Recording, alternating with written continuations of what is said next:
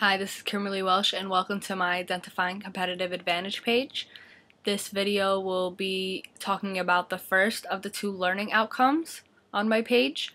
The first learning outcome is to list and describe each of the 5 forces in Porter's 5 forces model.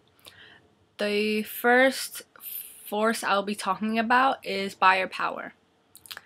Buyer power is the ability the buyers have on impacting the price that they're willing to pay for an item. There are some factors that go into this, such as customers, size of orders, the availability of substitute products, difference between competitors, and the sensitivity in the price. There are 2 ways in which to lower buyer power, which the first one would be switching costs, which are costs that make customers hesitant in switching to another product or service. The second one would be loyalty programs, which reward customers for doing business and service with them frequently.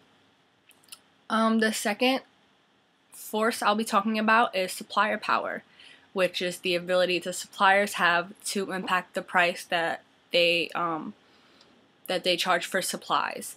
And supplies include labor, materials, and services. One way to reduce supplier power is by using standardized parts so companies can easily switch to suppliers. Because if a company is using a specific supplier, it's harder to switch, and that company has more supplier power and they can raise the price and they know that you're not going to be able to switch.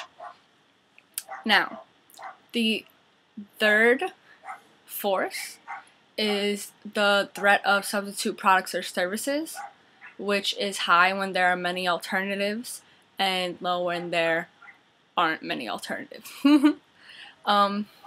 Company can reduce threat by having a wider product availability, which Pepsi has by having their sodas not only in stores but in vending machines, in schools, in buildings, in a lot of places. So their product availability is ranged widely, so other people, when they see, they'll want to buy it. Also, companies can have add-on services, so they differentiate than other substitute products, such as cell phones having GPS and text messaging and everything. They make regular, ordinary household landline phones not such a threat. Now, the fourth force I'll be talking about is the threat of new entrants, which is high when it is easy for competitors to enter a market, but low when there are certain entry barriers. Entry barriers are products or services that customers expect from any business in that industry, such as if a company is going to go into the banking industry, they have to make sure that their company is going to have an ATM at their business, because that's what customers expect from banks in that industry. Okay, and the last force will be the rivalry among existing competitors.